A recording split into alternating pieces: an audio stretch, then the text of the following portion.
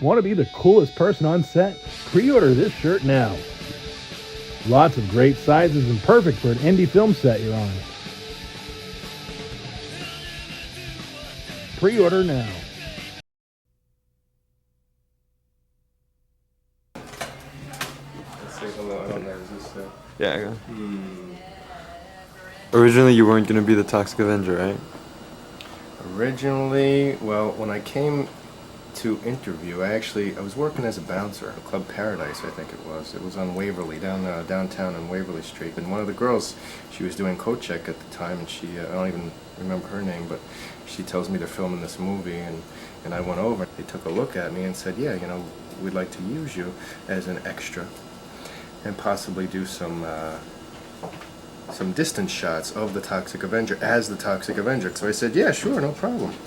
And they told me right up front they weren't gonna, you know, pay me that much money. And I said, well, that's okay because I'm really not that good of an actor. And meanwhile, I guess there was the other Toxic Avenger was John Altamira, but he sort of, like I said, abused his privilege and kind of really upset a lot of people. He was going to beat the makeup guys up for like taking too long and putting too much makeup by the eyes, and you know there were arguments and fights and really just you know, poor form on his part. But he was asked to leave,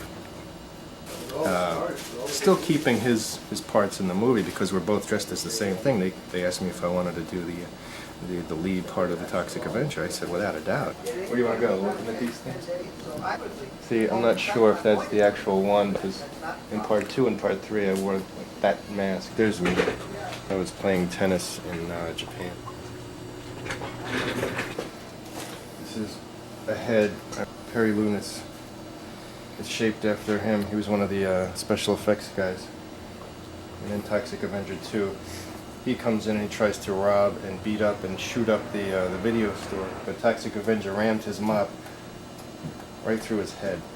Phoebe is the typical, very intelligent, very eclectic,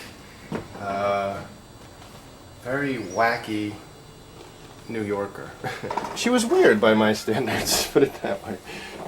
She could play musical instruments like the back of her hand, and she would come up with certain things that would just be either too risque or just real weird. I really didn't hang out with her or anything, and she had a boyfriend at the time who was another real whack job.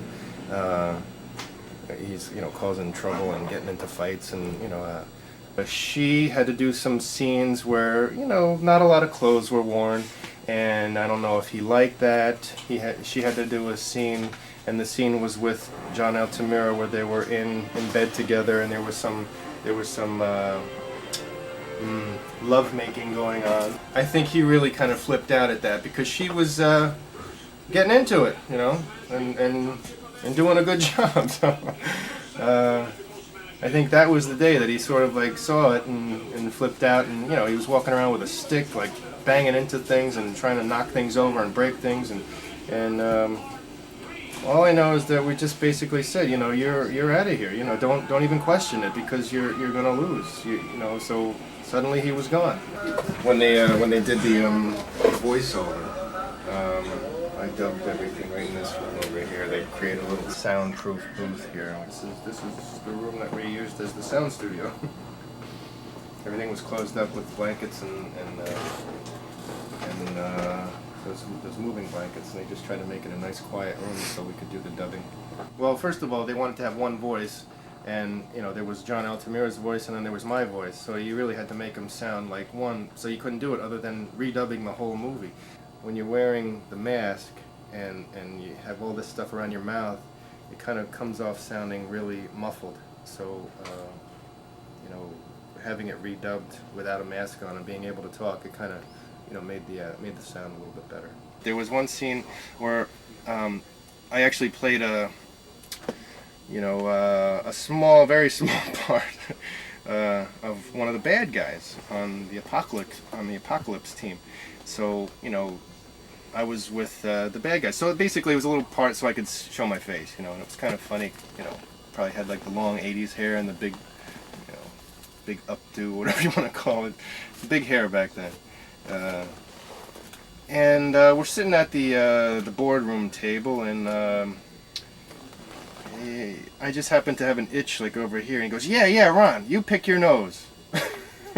I said, all right, I'll pick my nose. So in the movie, in part 2, there's a little scene where I'm kind of like off to the side, and I go for the old pick, and the guy sitting next to me, he grabs it and eats it. You know, so it was like, yeah, great, beautiful. Movie star walked into my office. Calls me a movie star. The guy who played the Toxic Avenger. Because I imagine right here. Only in part 2 and part 3. You know how these other stars, they have like a big fat head? This guy is, he doesn't forget. He's a big star, but now he's still here and he's smiling. Wow, you look great. It's been a long time, Yeah. How does anybody ever see Altamira? Oh, I don't. Altamira, by the way, my wife got cancer before I did. She got the breast cancer. Mm. And we were in, we went to a million different clinics. And one of them, we're sitting there in this waiting room, and there's Altamira. You don't ask him. But I should have. I just saw him sitting there. Personal business. Yeah. Well, also, I wasn't too interested in talking to him. And but just to make you feel better, to show how much everyone loves us, Phoebe Legere, your co-star, refused to take part in the DVD that we're making right now. Darn. But as I recall, she had a lunatic boyfriend at the time, like that junkie guy. Yeah. Who we had to, thanks to you, You have to we were leave. able You have to leave. You can he talk was about going to that. beat some people up, I think, that one time, right? So. But he was not, I don't think he would have gotten, he was not that big. But it was nice that he had some very friendly persuasion to get on a bus or a train. Yeah. In my book, it's called All I Learned from Filmmaking, I Learned from the Toxic Avenger. And it has a little piece on the on that chapter about Phoebe and the famous incident Any with bad things about me? Christian. No. Good thing? Any good things about me? No. No, nothing. You're not even in it. No. We mentioned that incident. Would you autograph it? Sure. You can.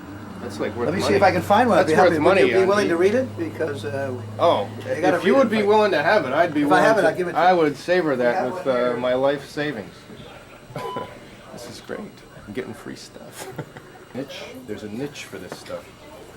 All I need to know about filming, I learned from the Toxic Avenger. And you could put in parentheses, AKA Ron Fazio. No, I'm only kidding. I don't want to take the whole credit. Well, let 'cause me, you have other guys. let You have me, Mitchell Cohen, and I don't know yeah. the name Hey, of the... Mitchell Cohen was in I heard. Citizen. I heard. We tried to That's find terrific. you. We tried. All right, well, I'll leave We you did. my You want some phone number. cashews? And, Oh, okay, I'll let you go. been a real Thank you. This pleasure. was a beautiful Yeah. reunion. It's incredible. Head to talkintroma.com for more Troma history. Also available wherever you listen.